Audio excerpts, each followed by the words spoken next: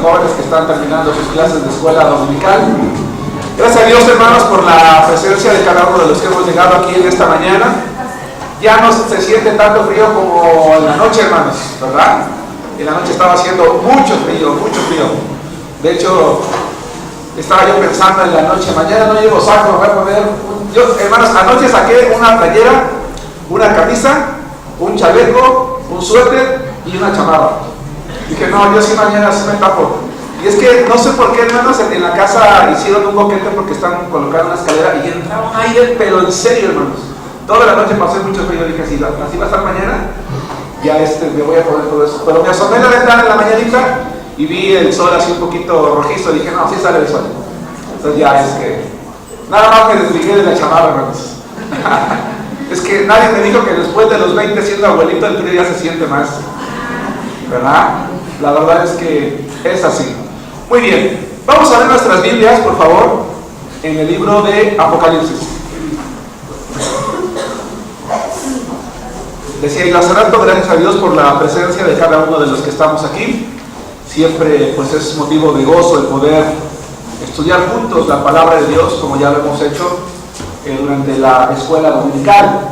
Yo espero que pues sea de bendición los temas que el pastor Ruiz está compartiéndonos también durante este año 2016. El tema número 35 que vamos a estudiar en esta mañana se llama Los salvos en Cristo que surgen durante la gran tribulación. Los salvos en Cristo que surgen durante la gran tribulación. Y por favor quiero que vayan conmigo. Perdón, les dije Apocalipsis, disculpen, vamos a ir un poquito después a Apocalipsis. Vamos a Romanos capítulo 11. Les ofrezco una disculpa, hermanos. Más tarde vamos a ir a Apocalipsis. Romanos capítulo 11, versículos 25 al 27. Y quiero decirles, hermanos, a manera de introducción, que tenía mucho deseo de predicar el mensaje de hoy. Hace ya varias semanas que vengo estudiándolo. Cada uno de los temas, hermanos, que tengo la oportunidad de predicar el domingo, los estudio con un buen tiempo de anticipación para poder pues, repasar en mi mente las ideas, las notas y poder llegar al fin, al día domingo y compartir la palabra de Dios. Y particularmente, hermanos, el tema de hoy me gusta mucho porque la palabra de Dios nos habla acerca de la misericordia de Dios, de la bondad de Dios, de la paciencia de Dios, del amor de Dios. Y cuando nosotros hablamos de escatología pensamos que estos atributos de Dios no están presentes. Yo espero que a estas alturas cada uno de nosotros estemos conscientes de que sí lo están en cada uno de los sucesos y de los acontecimientos que van a ocurrir en aquellos tiempos. Pero específicamente, hermanos, los vamos a ver demostrados o los vamos a encontrar en el tema del día de hoy, porque vamos a ver cómo la gracia de Dios se manifiesta en un tiempo de gran dificultad, levantando o atrayendo hacia sí mismo a una cantidad innumerable de personas en el mundo que van a poder tener la oportunidad no solamente de escuchar el Evangelio, sino también de caer rendidos a los pies de Cristo. Pero también vamos a aprender algo importante que vamos a ver nosotros más adelante, hermanos, en uno de los puntos. El libro de Romanos, capítulo 11, versículos 25 al 27, me va a permitir desarrollar el primer punto. El título de la predicación, insisto, se llama Los salvos en Cristo que surgen durante la gran tribulación. Punto número 1, de entre los judíos. Vamos a ver que los salvos de aquel tiempo surgen de dos grandes sectores. Y primero que nada, vamos a hablar de los judíos. Dice la palabra de Dios en el libro de Romanos de la siguiente manera. Está hablando el apóstol Pablo. Déjenme decirles que el capítulo 9, 10 y 11, específicamente el 11 de Romanos, es uno de los capítulos más difíciles que hay en el Nuevo Testamento. Es un poquito complicado, pero vamos a tomar una porción. Dice, porque no quiero, hermanos, que ignoréis este misterio. En la Biblia, hermanos, la palabra misterio, particularmente en el Nuevo Testamento, se repite en varias ocasiones. Y la palabra misterio o misterión o musterión es una palabra que no significa algo oculto en el sentido de que no se puede conocer o algo místico. No, la palabra misterio en la Biblia define o se refiere a algo que no se puede conocer a menos que Dios, el Espíritu Santo, lo revele. Y una vez que Él lo revela, ya no es un misterio, sino es un conocimiento. Pero es un misterio hasta que Él lo revele. Es algo que no podemos entender a menos que Él nos lo dé a entender o lo dé a conocer. Por ejemplo, Dice el Evangelio de Mateo que en cierta ocasión Jesucristo pregunta: ¿quién dicen los hombres que es el Hijo del Hombre? Y uno pregunta: tú eres el Cristo, el Hijo del Dios viviente. Y entonces Jesús responde: bienaventurado eres Simón, hijo de Jonás, porque esto que tú acabas de decir no te lo reveló carne y sangre, no te lo explicó una persona como tú, un ser humano como tú. Para que tú llegaras a la conclusión que tú acabas de dar, te lo tuvo que haber revelado mi Padre. Es decir, ese misterio de quién soy yo, tú lo entiendes hoy porque mi Padre te lo ha dado a conocer. Hay un misterio entonces respecto al pueblo de Israel en el que lamentablemente muchas personas y muchos creyentes y muchas iglesias en la actualidad han caído y no han logrado comprender, y por eso interpretan equivocadamente que hoy todos somos Israel. Esto no es así. Israel es un pueblo, el pueblo de Dios.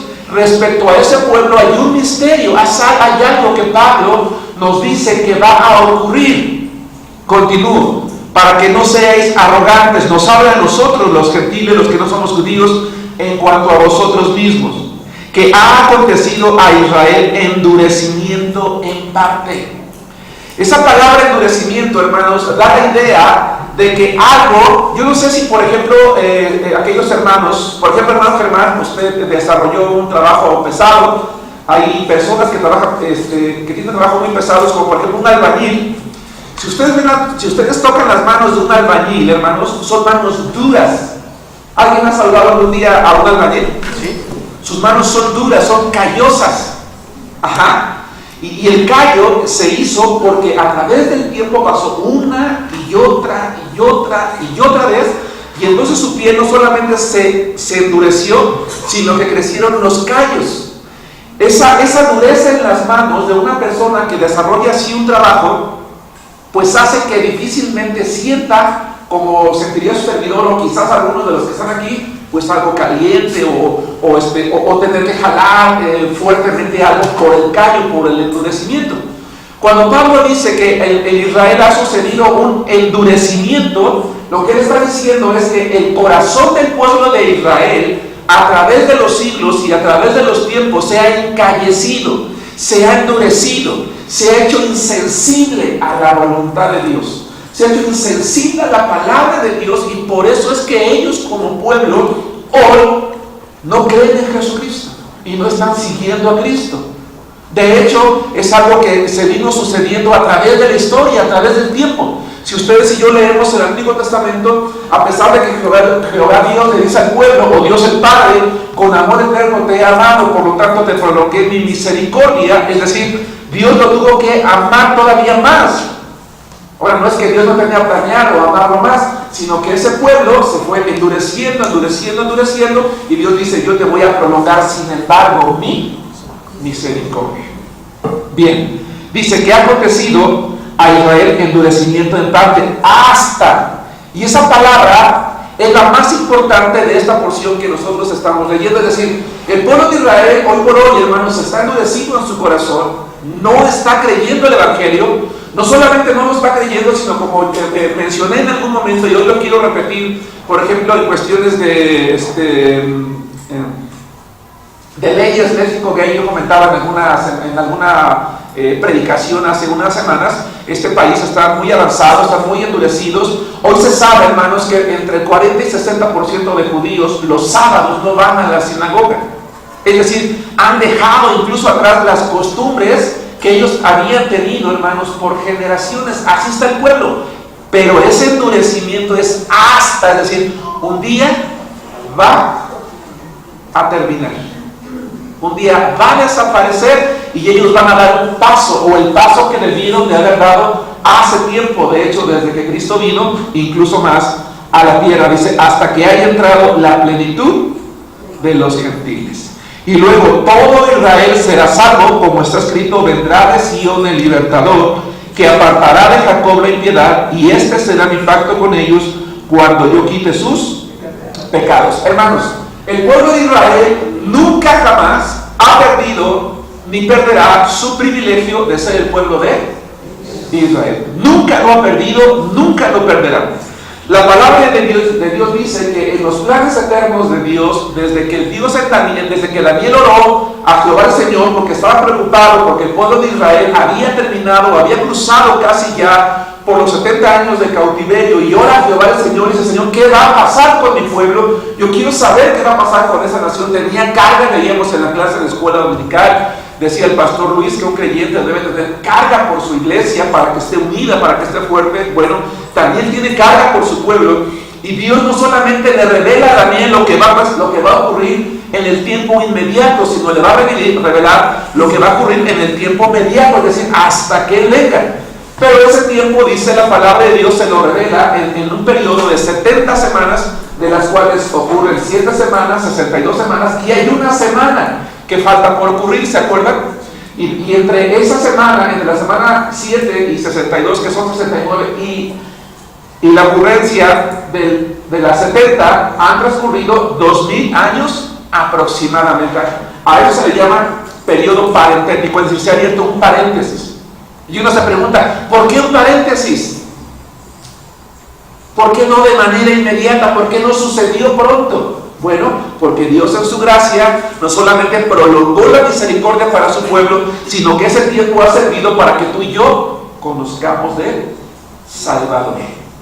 Entonces, una vez que Dios lleve a cabo los planes que tiene predeterminados desde antes de la creación del mundo, hermanos, de acuerdo a su bondad, de acuerdo a su amor, de acuerdo a su justicia, de acuerdo a su amor perdonador, dice la palabra de Dios que el endurecimiento de Israel va a terminar, y entonces por fin, dice la palabra de Dios, este pueblo va a ser salvo.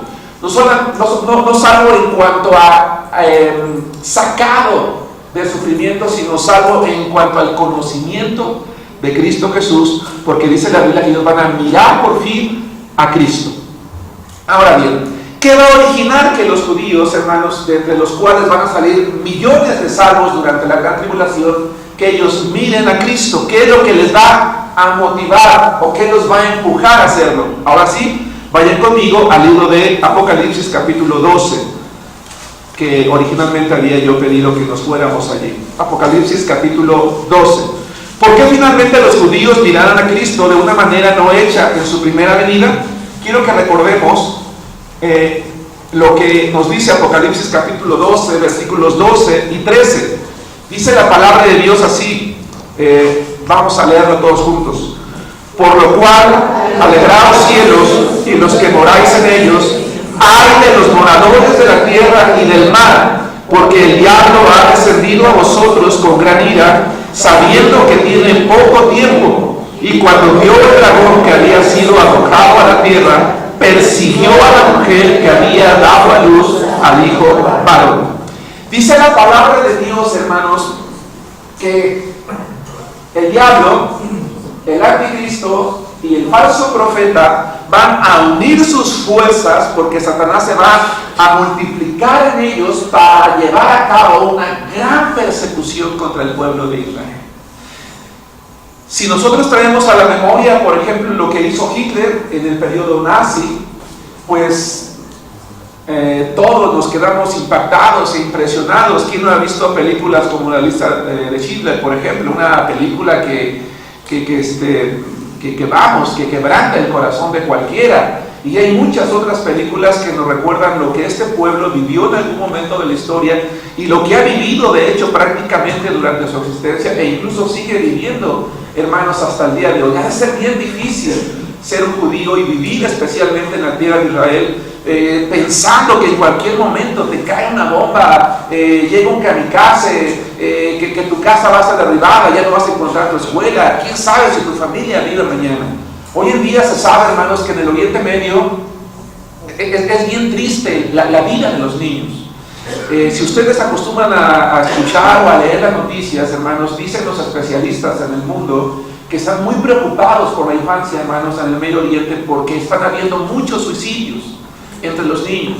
Es tan grande el impacto, la impresión de vivir en un ambiente de guerra, que los niños se están suicidando, hermanos, se están quitando la vida, porque ven todo tremendo, andan entre muertos, entre casas destruidas, entre huérfanos muchas veces, ¿verdad? Bueno, lo que ellos han vivido hasta esta época no se compara con lo que van a vivir en ese tiempo. Va a ser una persecución impresionante. porque Satanás va a querer terminar con el pueblo de Israel, ese pueblo que ha sido el objeto de muchas promesas que están escritas en el Nuevo Testamento y esta que encontramos en el libro de Romanos, y él no quiere que Dios cumpla con sus planes, con sus propósitos, y entonces se multiplica a sí mismo en el anticristo, en el falso profeta, y él quiere acabar con ese pueblo. Por eso dice que el libro de Apocalipsis, que cuando sea arrojado de la presencia de Dios de manera definitiva, porque aunque hoy él no mora en el cielo, pero tiene acceso al cielo, él viene al mundo y con una gran ira y con un gran enojo quiere destruir a ese pueblo. Sin embargo, la palabra de Dios, hermanos, desde el Antiguo Testamento contiene una serie de promesas. Dios, decía yo hace un momento, Dios es el Dios de la historia. Algo que a mí me encanta y me fascina de la Biblia, por ejemplo, Daniel capítulo 2, versículo 20, dice que Dios es el que pone reyes y quita reyes. Él tiene el control de todo. Él es el que nada escapa de sus manos.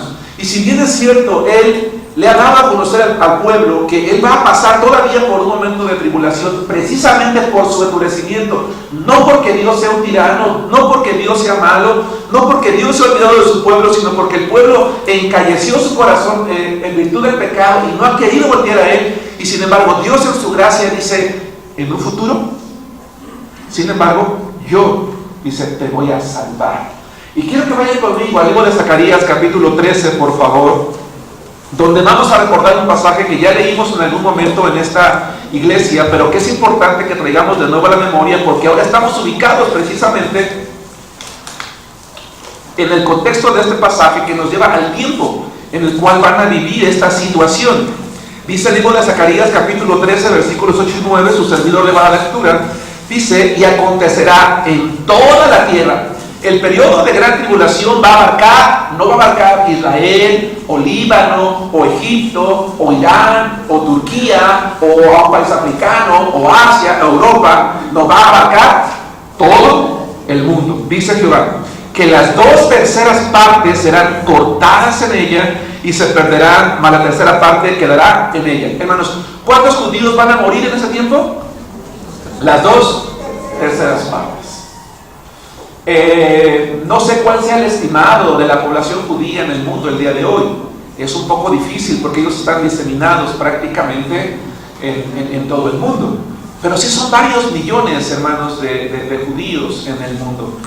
Sinceramente no tengo yo la cita. Hace tiempo leía yo que estimaban unos 15, 20 millones quizás de judíos en el mundo. Pero si fueran esos 20 millones y hoy fuese este periodo, hablar de 2/3 partes, estamos hablando de 10 millones que estarían muriendo por la terrible persecución que va a ocurrir en ese tiempo. Ajá. Y la otra parte que queda, dice el Señor, y meteré en el fuego, tierras el fuego de la prueba, no literal, el de lumbre, a la tercera parte, y los fundiré como se funde la plata, y los probaré como se prueba el oro. Él invocará mi nombre, y yo lo oiré, y diré, pueblo mío, y él dirá, Jehová es mi Dios. ¿Qué va a hacer que finalmente el pueblo de Israel mire a Cristo, hermanos? La gran tribulación.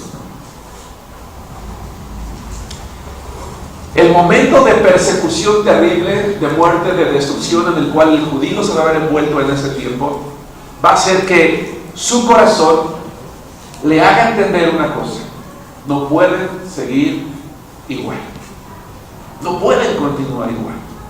Es común en el ser humano, hermanos, al endurecerse a través del tiempo y que el corazón se encallezca.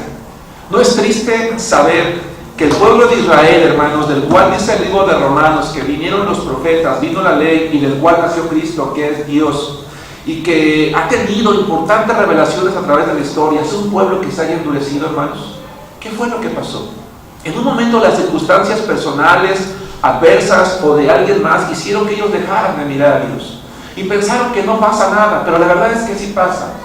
Y hoy, hermanos, yo por eso decía que yo deseaba predicar este mensaje, porque es un mensaje que nos recuerda el lugar en el que cada uno de nosotros podemos colocarnos individual y personalmente y voluntariamente si no tenemos cuidado, hermanos, en seguir los mandamientos de Dios. Yo no sé qué estés pasando tú hoy, hermano, ni qué estés viviendo hoy. Sé lo que estoy viviendo hoy yo en mi vida, en mi familia, y lo que yo siento, hermanos, en mi corazón, y no me gusta, yo no lo quisiera pasar. Pero hay dos opciones. La primera opción es reclamarle a Dios y enojarnos con Él. La segunda opción es arrojarnos a los brazos de Dios. El problema está en que en momentos de dificultad normalmente optamos por la primera y nos empezamos a alejar, nos empezamos a olvidar de los mandamientos de Dios, empezamos a pensar que Dios después de todo o no tiene el control, o no le interesa nuestra vida, o finalmente a nosotros no nos interesa. Y llega el momento, hermanos, en el que la palabra de Dios ya no nos cala, ya no nos llega. Yo no sé cuál sea tu posición, hermano, en ese lugar donde tú te encuentras, pero definitivamente hay ocasiones en las que cuando yo estoy escuchando la palabra de Dios allí sentado, pues sí de repente digo, algo me mueve, ¿no? Y digo, bueno, esas palabras son para mí, y me hace sentir inquieto o preocuparme y decir, bueno, yo no estoy haciendo eso tampoco, a mí también me falta esa parte. Pero cuando nosotros empezamos, hermanos, equivocadamente dar pasos hacia atrás y empezamos a alejarnos de la voluntad de Dios, dejamos de orar, dejamos de leer la Biblia, dejamos de venir a la iglesia, dejamos de poner atención, dejamos quizás de tomar nota, dejamos de compartir nuestra fe y nos envolvemos por las circunstancias sin que nosotros nos demos cuenta, nuestro corazón se está encalleciendo en contra de la voluntad de Dios. ¿Creen ustedes que un albañil cuyas manos están endurecidas planea que sus manos se endurezcan así? Él se da cuenta, no, él está trabajando. Y llega el momento en que las ve así. Y quizás al principio, mete sus manos en alguna crema o se unta algo, pero llega el momento en que sabe que ya están así. Ya es irreversible porque además él continúa en ese trabajo. Hermano, ten cuidado con tu vida cristiana. Porque puede llegar el momento en el que la palabra de Dios no penetra en tu vida. Y cuando eso pase, significa que tu corazón se ha encallecido por el pecado, que te has endurecido, y es bien difícil volver allí. Y por eso Dios va a permitir que su pueblo pase por ese momento de tribulación como la última intención de Dios, como el último deseo de Dios de decir, oye, mira a lo que tú te estás enfrentando. Porque muchas veces, hermanos, nosotros nos alejamos de Dios precisamente por las adversidades, precisamente por las circunstancias, pero no nos damos cuenta que alejarnos de Dios no acaban con ellas. Si tú me dices, es que yo ya no quiero ir a la iglesia porque mis hijos son unos rebeldes, y si no vienes, ¿ya no van a ser rebeldes? Es que ya no quiero ir a la iglesia porque mi esposo ya no quiere ir a la iglesia, y si dejas de venir, él va a venir. Es que ya no quiero ir a la iglesia porque tengo muchos problemas, y si dejas de venir, ¿se van a acabar? Pregunto. La realidad es que no. La realidad es que no solamente van a estar allí, sino que tu corazón se va a endurecer, y al endurecerse tu corazón, mi corazón, vamos a empezar a involucrarnos en las cosas del mundo. Y al involucrarnos en las cosas del mundo, en algún momento podemos involucrarnos en cosas más duras o más difíciles. Y eso es lo que pasó, hermanos, con el pueblo de Israel. Sin embargo, dice la palabra de Dios que esa parte que queda va a invocar el nombre del Señor y dirán, Jehová es mi Dios. Aunque Israel entonces, hermanos, entrará en la 70ª semana de Daniel en incredulidad, en dureza, será un tiempo en el que Dios va a trabajar con ellos directamente, va a tratar definitivamente con ellos, va a quebrantar sus corazones, y ellos van a entender que necesitan a Dios, que necesitan de Dios, y que necesitan entender que Dios los ha amado, que Dios envió a Jesucristo por ellos, que el Evangelio lo han conocido, lo han escuchado, lo estarán escuchando a través de los 2 testigos, lo estarán escuchando a través de los 144,000, y finalmente su corazón, hermanos, será quebrantado. Así que cuando Juan, hermanos, el apóstol, vio al dragón, es decir, a Satanás arrojado del cielo, también vio cómo los moradores de la tierra hacían algo. Quiero que vayan conmigo a Apocalipsis 12, versículos 10 y 11, y esta es la parte que más me gusta, hermanos, del mensaje de hoy, entre otras también. Dice Apocalipsis capítulo 12, versículos 10 y 11, y quiero que lo leas conmigo. Dice la palabra de Dios, todos juntos. Entonces oí una gran voz en el cielo que decía, ahora ha venido la salvación, el poder y el reino de nuestro Dios y la autoridad de Jesucristo, porque ha sido lanzado fuera el acusador de nuestros hermanos, el que los acusaba delante de nuestro Dios día y noche, y ellos le han vencido por medio de la sangre del Cordero y de la palabra del testimonio de ellos, y menospreciaron sus vidas hasta la muerte. Dice la palabra de Dios, hermanos, que Juan ve al pueblo de Dios entrar a la gran tribulación, ¿sí? El conocedor del Antiguo Testamento, como ya lo mencioné también en alguna predicación, sabedor de lo que ese pueblo va a pasar, de los millones de su pueblo que van a morir. Él ve algo maravilloso.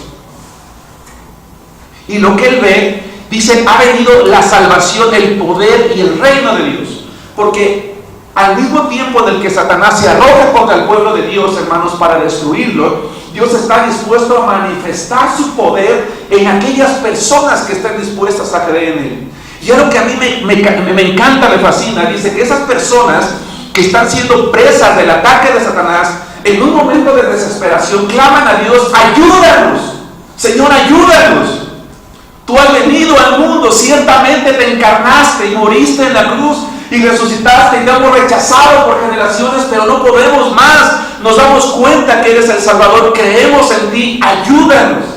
Y dice la palabra de Dios que la fe que se deposita en ellos, o la fe con la que ellos ejercen para creer en Cristo, dice la Biblia que con esa fe vencen a Satanás. Dice, le han vencido por medio de la sangre del Cordero. Hermanos, el Evangelio en el corazón del ser humano es el poder de Dios para vencer cualquier cosa. Si tú hubieras venido el miércoles, hermano, habrías escuchado, prediqué un mensaje en el que hablaba acerca del Espíritu Santo. Y yo le decía al pequeño grupo que se reúne los miércoles, y créeme, hermano, que de verdad te animo a que vengan los miércoles, que hagas a un lado aquello que te estorbe para venir. Yo le decía a los hermanos, el creyente es una persona que tiende a olvidar el poder que hay en él. Es el poder de Dios. Porque cuando tú y yo venimos a Cristo, hermanos, Él nos dio de su Espíritu Santo. Y dice la palabra de Dios que el Espíritu Santo es Dios en nosotros. Es el Dios del universo, el Dios infinito, el único Dios, obrando desde nuestro interior para fortalecernos en nuestro ser interior, en nuestro espíritu, y poder enfrentar cualquier situación de la vida. Así que, hermanos, si hoy Satanás está atentando tu vida, está atacando tu vida, está atacando tu hogar, está atacando tu matrimonio, está atacando a tus hijos, está atacando tu vida, tú tienes que decir algo: yo voy a vencer porque el Señor está conmigo. Dice Juan, y aquellos lo vencieron. Satanás, hermanos, no es un ángel común. Es poderoso. Y creo que todos estamos conscientes de eso, ¿no? Pero no es alguien a quien el cristiano debiera de temer. No es alguien ante quien debiéramos de echarnos para atrás, cuando menos espiritualmente hablando, porque el Señor está con nosotros. Dice 1 Juan que más grande es el que está con nosotros, más poderoso es el que está con nosotros que el que está en el mundo. Pero, hermanos, el enemigo hoy está venciendo, y está venciendo en muchas vidas, en muchas familias. Oro a Dios en la semana, hermanos. Oro por todos ustedes. Oro los sábados en la noche pidiéndole a Dios que prepare nuestros corazones para escuchar la palabra, para venir a los cultos. Ya lo he dicho muchas veces, llego temprano antes que todos para orar y consagrarle al Señor el servicio, la clase, la predicación, los maestros de la escuela dominical, mi propio sermón. Le digo a Dios: Señor, ¿qué está pasando? ¿Por qué hay tanta crisis en tantos hogares? ¿Por qué hay tantos problemas? ¿Por qué hay tantos conflictos? ¿Por qué hay tantos hermanos que debiendo ya estar adelante estamos atrás? ¿Dónde está tu palabra? Y a veces le digo a Dios: Señor, pienso, por ejemplo, en los maestros de escuela dominical, en el pastor Luis, en tu servidor, y le digo a Dios: Señor, ¿vale la pena las horas invertidas para predicar tu palabra, para estudiar? ¿Vale la pena ese tiempo que se dedica a orar, a consagrarte a ti, Señor, cada palabra y cada sermón? ¿Vale la pena? Yo creo que sí vale la pena. Por supuesto que creo que sí. Pero ¿saben, hermanos? Muchos estamos retrocediendo y Satanás está venciendo en nuestros corazones. Pero Juan vio una cosa. Juan vio que aquellos que creían en Cristo como Él, porque aunque Él estaba preso en la isla de Patmos, hermanos, Juan no estaba vencido. Juan ciertamente estaba preso y casi con seguridad encadenado, hermanos, porque así se acostumbraba en aquel tiempo.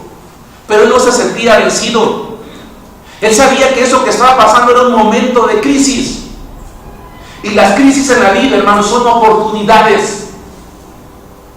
Son oportunidades o para acabar mal o para hacer las cosas mucho mejor. Así que si en tu vida y en la mía hay crisis hoy, son oportunidades de parte de Dios. Y solamente tenemos que recordar una cosa, que nosotros podemos vencer por medio de la sangre del Cordero, de la palabra del testimonio, y si es necesario menospreciar nuestras vidas hasta la muerte, que yo creo que nadie está en una situación como esa, tenemos que confiar en Dios. Hermanos, ¿por qué no dejamos de orar a Dios y decirle, Señor, es que tengo muchos problemas? Y decimos, Señor, quiero vivir la vida cristiana victoriosa. Quiero saber lo que se siente cuando tu palabra dice que de nuestro interior correrán ríos de agua viva. Decía yo a mis alumnos en el seminario en la semana en la clase de Evangelios 3, que tristemente, hermanos, un alto porcentaje de creyentes en la iglesia no saben lo que es la vida cristiana victoriosa. No la han vivido. No la han experimentado en sus vidas. En alguna ocasión, hermanos, un alumno del seminario llegó preocupado a la clase y decía, pastor, yo quiero hacer una pregunta. Digo, ¿qué pasó? Dices que el domingo nuestro pastor en la clase de escuela dominical nos dijo que él nunca ha experimentado la vida cristiana victoriosa, que él no sabe lo que es que de su interior corren ríos de agua viva. Dice, y yo me quedé preocupado y dije, Dios, si mi pastor sabe eso, ¿cuánto más yo? ¿Qué puedo esperar de mi vida? Decía él. Y yo decía, es que eso no depende de quién eres tú,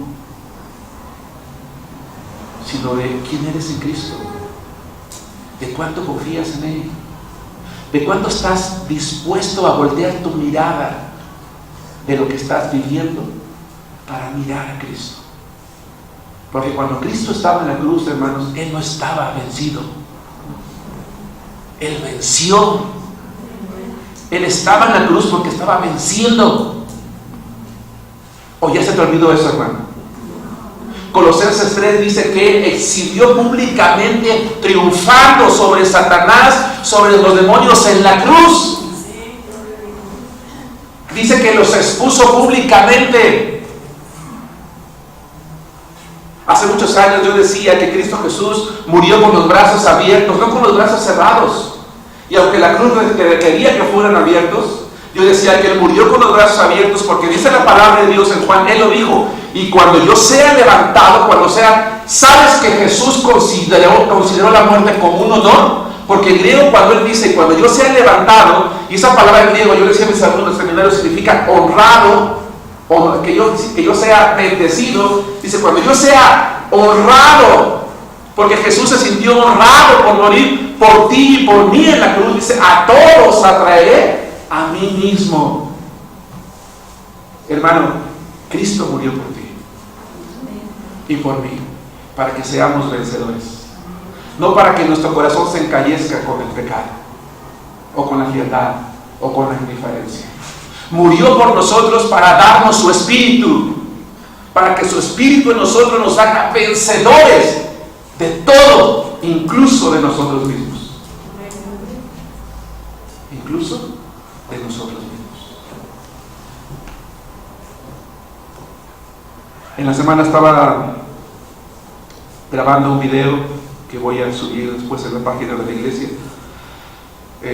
Subí uno la semana pasada, no sé si lo vieron, compartiendo el mensaje de salvación, y hablaba de las emociones y decía que las emociones son dadas por Dios para disfrutar de la vida y para poder sentirlo a Él.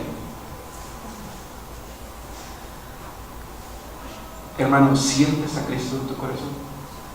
¿Sientes su presencia, su espíritu? Porque si tú no sientes, ahora tengan cuidado, siempre hemos dicho que la salvación no se trata de sentir, y eso es un hecho, pero una vez que tenemos a Cristo, podemos sentir su presencia, su fuerza, su paz, el que está con nosotros. Durante la 70ª semana de Daniel, el Evangelio será predicado con fervor, hermanos, con pasión, porque la gente estará muriendo y pondrá su vida en ello. Por eso nosotros, hermanos, hoy no estamos muriendo, tenemos que predicar con pasión. Millones y millones de judíos pues han oído este mensaje. Ellos serán el remanente, hermanos, que llevará el Evangelio a todo el mundo con la ayuda del Espíritu Santo, que si bien es cierto el Espíritu fue quitado, porque ya no contenderá, o será quitado porque ya no contenderá en el corazón, pero sí obrará en aquel que crea para darle la fuerza y el poder dinámico y transformador de Cristo, y el poder para predicar la palabra. Los futuros creyentes, hermanos, que salgan entre el pueblo de Israel serán los que estarán esperando las promesas milenarias de Jesucristo, y ellos podrán ver lo que sus antiguos profetas les anunciaron. Vayan conmigo a Sofonías capítulo 3, versículo 19 y 20. Sofonías capítulo 3, 9 y 20. Hermanos, oremos en la semana, como decía el pastor Luis. Que Dios fortalezca nuestro corazón y nuestro espíritu, y sigamos adelante en el camino de la fe y venzamos. Dice Sofonías 3:9, en aquel tiempo, dice Jehová, ¿verdad?, devolveré yo a los pueblos pureza de labios, para que todos invoquen el nombre de Jehová, para que les sirvan de común consentimiento. Hay algunos intérpretes de la Biblia, hay algunos pastores que dicen que pureza de labios significa que Dios le va a devolver a Israel la capacidad de hablar el hebreo antiguo, para que de esa forma adoren ellos a Jehová. La realidad es que este pasaje no significa eso. Pureza de labios indica que los labios del ser humano van a ser purificados para hablar aquello que tiene que ver con Dios, para honrar a Dios. Hermanos, ¿cómo honra a Dios si yo soy una persona que habla con puras palabras, con puras groserías, como decimos en México, si mi hablar es vulgar? ¿Es eso limpio? No. Pero si Cristo entra a mi corazón o a nuestro corazón, Él va a purificar nuestros labios, y entonces mis labios van a poder alabar el nombre de Dios. Dice Sofonías 3:20, en aquel tiempo yo os traeré, vean la iniciativa de Dios, yo os traeré, en aquel tiempo os reuniré yo, pues os pondré para renombre y para alabanza entre todos los pueblos de la tierra, cuando levante vuestro cautiverio delante de vuestros ojos, dice Jehová. Vayan a Jeremías, por favor, o retrocedan a Jeremías capítulo 31, versículo 31. Y quiero que vean que lo van a hacer porque Dios los empuja. ¿Sí se dan cuenta? Dice, yo los voy a traer, yo los voy a reunir, yo voy a hacer, porque Dios no se ha olvidado de su pueblo. Israel es el pueblo elegido, escogido por Dios. Y por eso tenemos que orar por Israel, tenemos que orar por los judíos, hermanos, tenemos que amarlos, no menospreciarlos. Jeremías 31:31. He aquí que vienen días, dice Jehová, en los cuales haré nuevo pacto con la casa de Israel y con la casa de Judá. ¿Qué es ese nuevo pacto? Va a cambiar sus corazones de piedra en corazones de carne. Va a escribir la ley de Dios en sus mentes y en sus corazones. Vayan conmigo a Zacarías 12:10, que es un poquito más claro, y posteriormente segunda de Corintios 3. Primero Zacarías 12, versículo 10. Y vamos a ver que el pueblo de Israel en ese tiempo va a tener también el Espíritu Santo de Dios en su vida. Y entiéndase, el pueblo, me refiero a los que crean, ¿verdad? Cuando Pablo dice a los romanos, y luego todo Israel será salvo, no se refiere a todos los judíos. Ojo, se refiere a todos los que miren a Cristo. Es algo muy importante. Si hoy ocurriera la 70ª semana de Daniel y empezara, 2/3 partes de judíos morirán, porque muchos morirán en sus pecados, muchos morirán endurecidos. Seguramente muchos serán marcados por el falso profeta, pero aquellos que volteen a Cristo, ellos van a ser salvos. Entonces tengamos cuidado. Cuando dice luego, todo Israel será salvo, se refiere a todos aquellos que crean en Él. ¿Ok?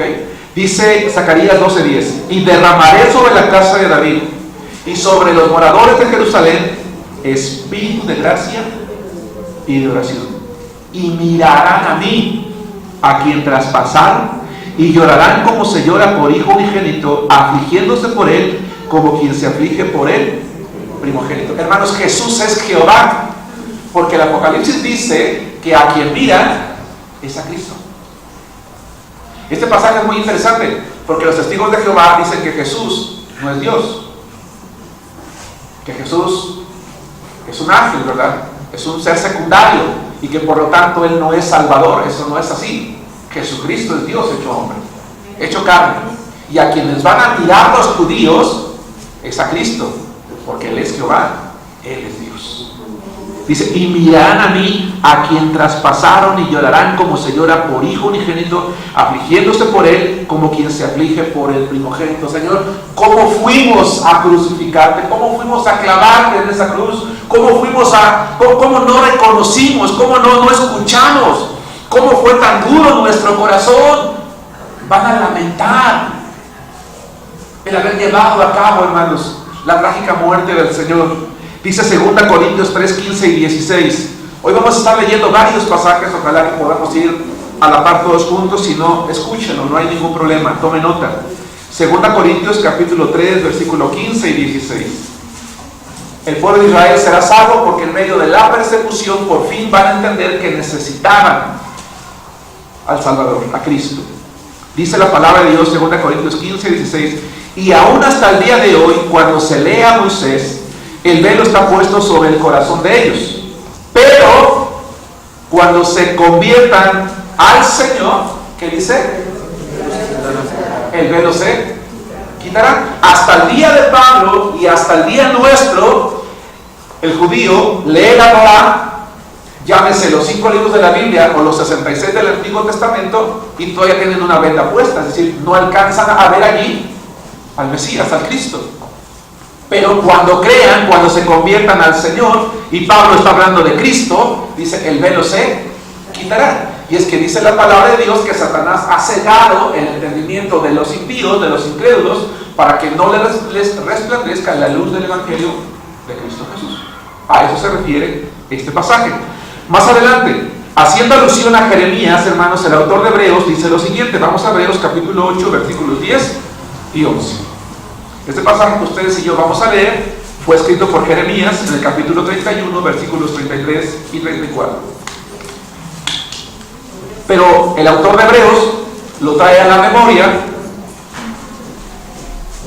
haciendo referencia precisamente a lo que yo les estoy comentando, recordándole a los judíos de su tiempo cuál es el plan de Dios para ellos. Dice Hebreos 8, 10 y 11, por lo cual, este es el pacto que haré con la casa de Israel. Ojo, hace rato leímos Jeremías, ¿se acuerdan? Y dice Dios en Jeremías, y voy a hacer con ellos un nuevo pacto.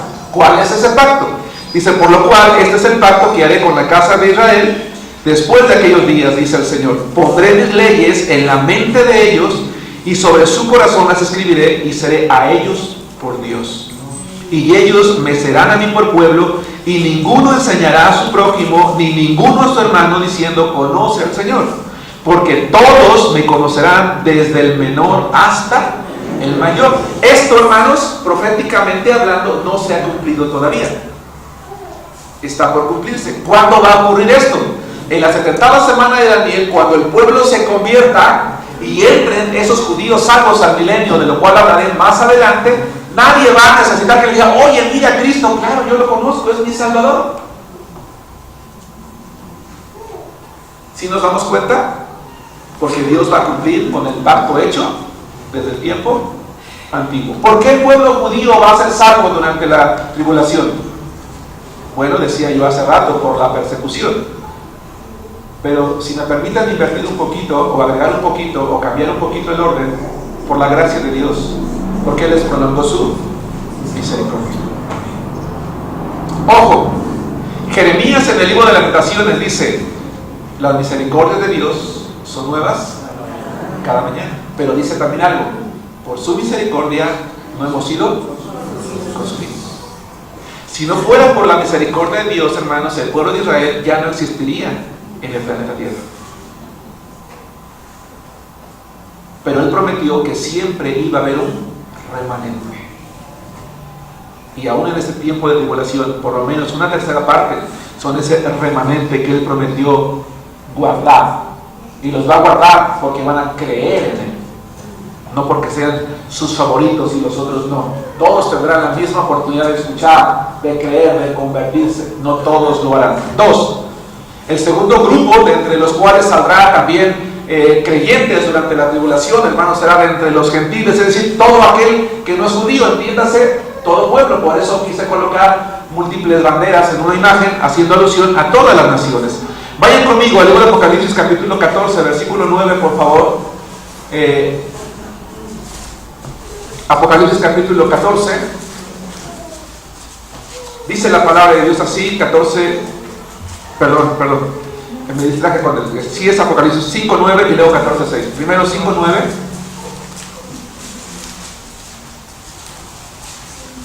Primero 5, 9 y luego 14, 6. El primero dice 5, 9. Y cantaban un nuevo cántico diciendo: digno eres de tomar el libro y de abrir sus sellos, porque tú fuiste inmolado y con tu sangre nos has redimido, salvado para Dios de todo linaje y lengua y pueblo y nación. ¿Cuándo el evangelio va a ser predicado en todo el mundo? ¿En nuestro tiempo, hermanos? No, en el tiempo de la tribulación. Es cuando finalmente el evangelio va a ser proclamado en todo el mundo. Los 2 testigos, los 144,000, el ángel que viene con el evangelio, toda gente. Y entonces Juan ve en el capítulo 5, versículo 9, gente redimida, salvada de todo ese lugar. Vayan al 14:6. 14:6. Uno pudiera pensar, no se refiere a los que hemos creído a través del tiempo. Seguramente estamos incluidos, pero específicamente aquí Juan está hablando, lo vamos a ver, de aquellos que están saliendo de la tribulación. Dice el 14:6: vi volar por el medio del cielo a otro ángel que tenía el evangelio eterno para predicarlo a los moradores de la tierra, a toda nación, tribu, lengua y pueblo. Es decir, Dios en su gracia buscando a su pueblo Israel, pero también buscando a todos los gentiles en todos los pueblos. Hermanos, ¿no es hermoso Dios? Porque Él está derramando su ira sobre el mundo. Porque lamentablemente las generaciones de ese tiempo, las nuestras e incluso las pasadas, la merecen o la merecemos. Pero Él siempre está buscando. Él está haciendo exactamente lo mismo que hizo en el huerto del Edén. El hombre pecó, se escondió, en lugar de buscar a Dios. Entonces dice Dios: ¿dónde estás, Adán? Dios siempre está buscando, siempre está tomando la iniciativa. Aun cuando nosotros permitiésemos que nuestro corazón se encalleciese, como yo mencionaba hace un momento, hermanos, Él aún nos seguirá buscando. Él siempre nos va a estar buscando. Va a acercar a una persona en la calle, un mensaje en la radio, un compañero de oficina, alguien que te recuerde lo que tú eres. En alguna ocasión platicaba yo con alguien y me decía: Germán, ¿y sabes qué es lo que más vergüenza me dio? Que me invitó a recibir a Cristo. Y yo tuve que decirle que yo también era creyente. Es vergonzoso cuando alguien nos ve en una situación tan triste y acabada que cree que necesitamos a Cristo. ¿No es cierto, hermanos? Pero Él siempre está recordándonos y lo va a hacer con su pueblo. Quiero que veamos lo que dice, por favor, el 7, 9, 13 y 15, por favor. 7, 9, Apocalipsis 7, versículo 9, después el 13 al 15. Hermanos, tomémonos de las manos de Dios y no nos apartemos de Él. Dejemos que Él haga su obra, que cumpla su propósito en nosotros. Aunque no podamos entenderlo de momento, permitamos que Él acabe la obra y que termine por completo. Dice el 7:9: después de esto miré, y he aquí una gran multitud, la cual nadie podía contar, de todas naciones y tribus y pueblos y lenguas, que estaban delante del trono y en la presencia del Cordero, vestidos de ropas blancas y con palmas en las manos. Dice el 13: entonces uno de los ancianos habló diciéndome: estos que están vestidos de ropas blancas, ¿quiénes son? ¿Y de dónde han salido? Yo le dije: Señor, tú lo sabes. Y Él me dijo: estos son los que han salido de la gran tribulación, y han lavado sus ropas y las han emblanquecido en la sangre del Cordero. Hay un canto que dice: en la cruz, do primero vi la luz, y las manchas de mi alma, yo la veo. En alguna ocasión un pastor decía: ese canto está mal, no debe decir yo la veo, debe decir él lavó. No, porque nosotros tuvimos que ir a esa fuente de agua, introducirnos en ella, esa sangre de Cristo, y entonces es una acción nuestra. No es que nosotros lavamos por nosotros mismos nuestros pecados, no.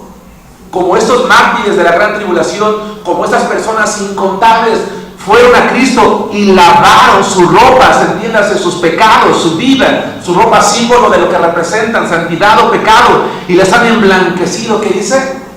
En la sangre del Cordero. Es decir, la acción, la decisión voluntaria. Hermano, tú nunca vas a hacer lo que Dios quiere que seas a menos que tú quieras hacerlo.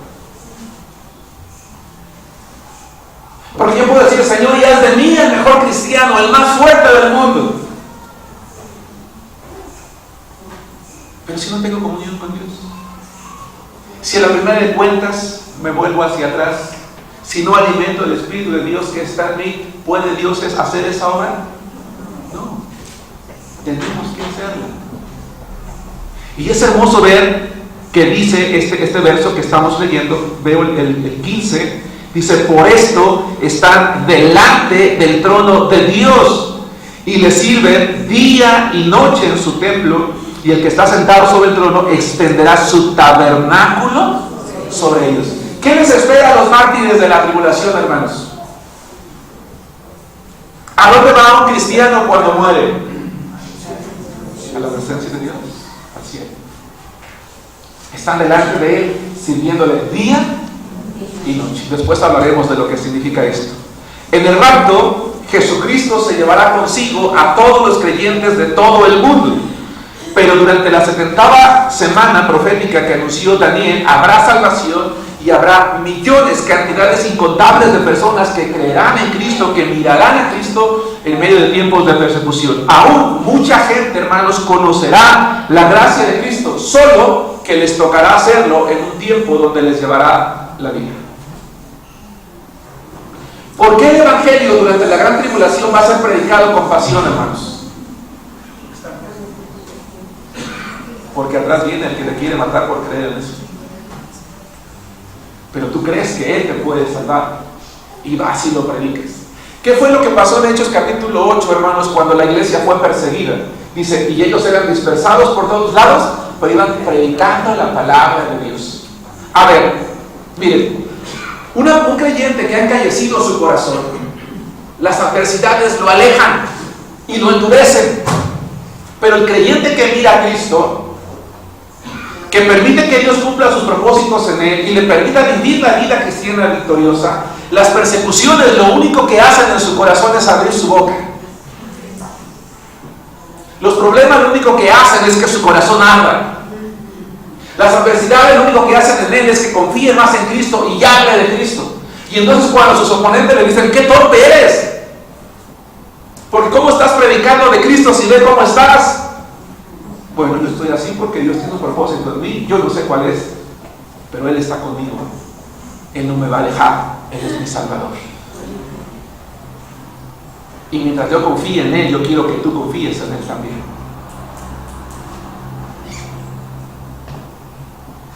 No sé si me explico, hermanos. Hermanos, no necesitamos nosotros una persecución para hablar con pasión acerca de Cristo. Y no necesitamos que venga un cristiano a decirnos que necesitamos a Cristo. ¿O sí?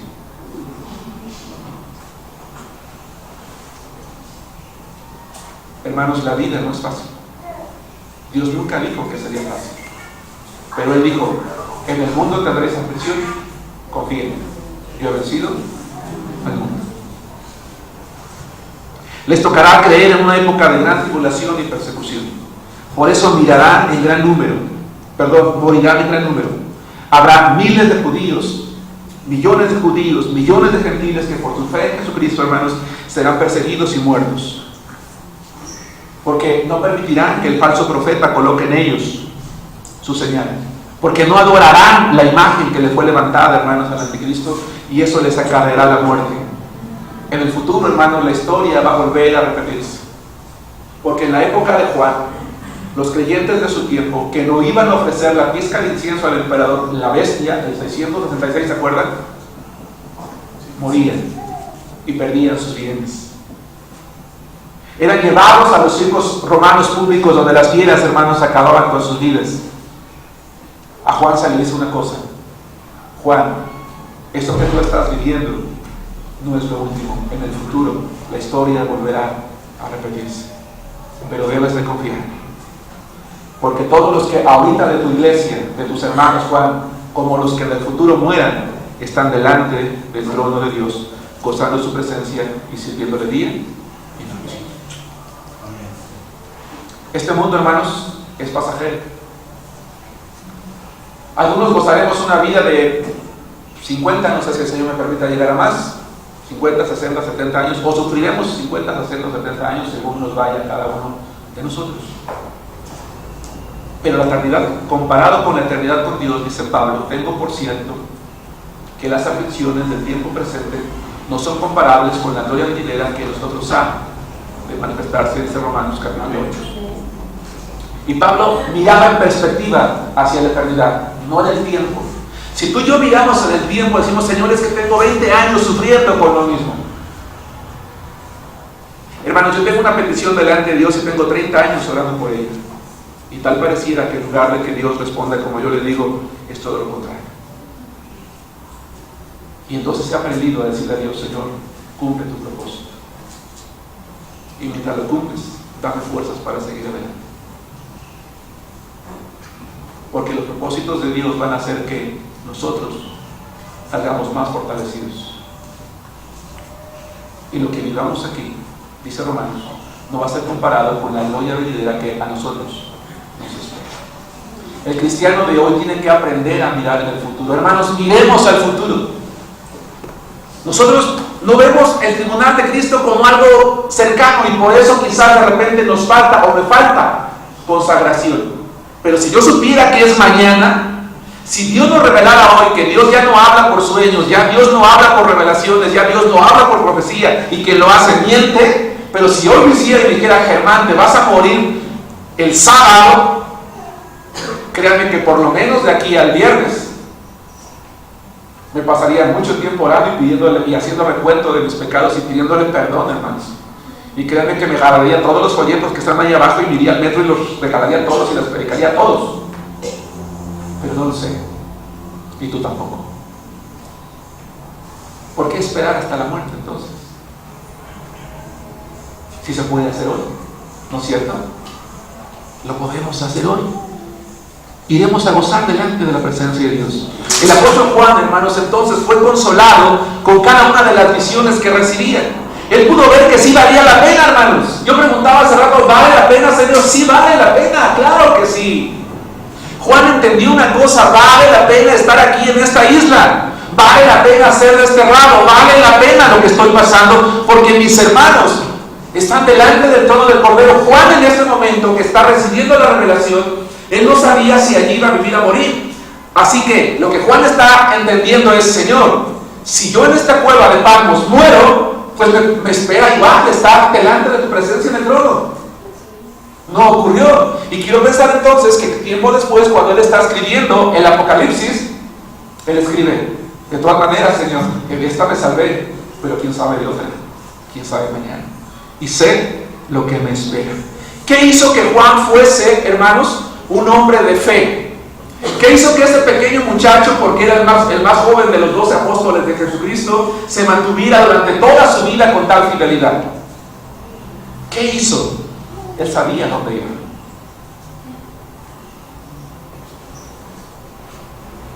¿Qué hizo que este Boanerges, este hijo del trueno?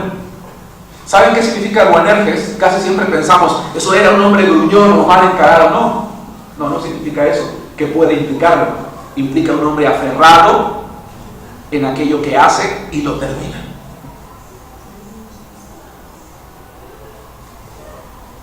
Juan decidió creer en Cristo una vez y lo hizo para siempre.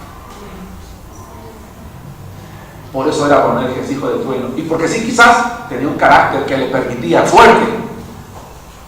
Yo siempre he dicho, hermanos, si tú tienes un carácter que no te gusta, Dios te hizo así. Y dice la Biblia que lo que Dios hace es perfecto.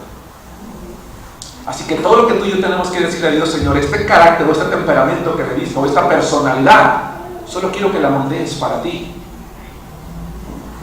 Porque te la dio por algo y te la dio para algo. Y cada uno de nosotros tenemos un temperamento distinto. Hoy los especialistas lo dividen en muchos tipos de temperamentos. Hay 4 generales básicamente. Y Dios nos los dio para actuar de una manera en particular. Aún el que se crea más débil en temperamento puede soportar las cosas que Dios tiene para él. ¿Por qué? Porque Dios nunca va a permitir que él viva algo que esté más allá de sus fuerzas. Entonces, hermanos, el anticristo, vamos al Salmo 116:15, Ya desde el Antiguo Testamento se había anunciado que para Dios la vida de quien muere por serle fiel tiene un alto precio. Por favor, vamos a leer el Salmo 115. ¿Qué significaban esos muertos en Cristo? ¿Cómo los veía Dios? El Salmo 116:15 nos dice lo siguiente, por favor. Estoy casi llegando a la etapa final del mensaje de hoy, hermanos. 116:15. Dice la palabra de Dios: estimada es a los ojos de Jehová la muerte de sus santos. Estimada es la palabra hebrea yakar, con Q, yakar. Y no solamente significa muy valorada, sino yakar describe una piedra preciosa de alto valor.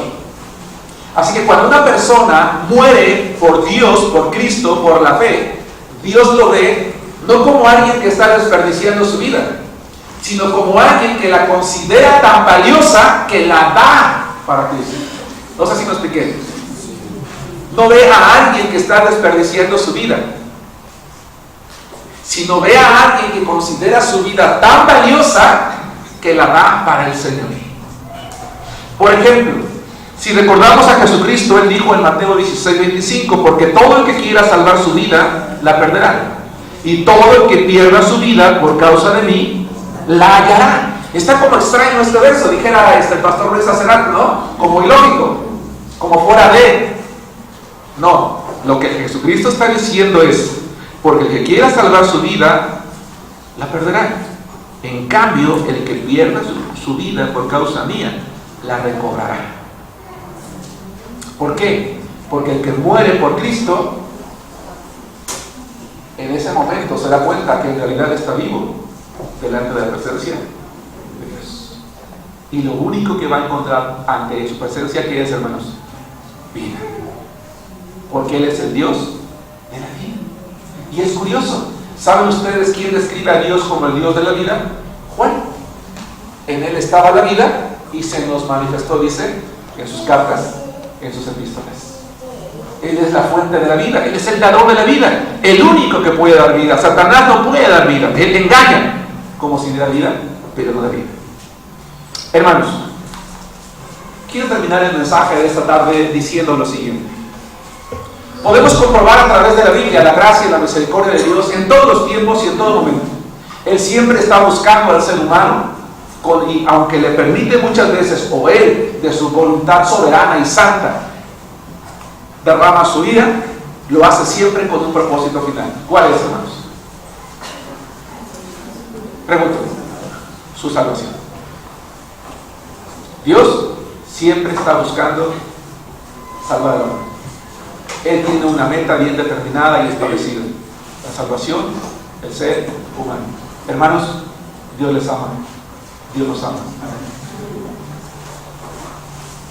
Y lo hace desde la eternidad hasta la eternidad. Que Dios los bendiga, hermanos.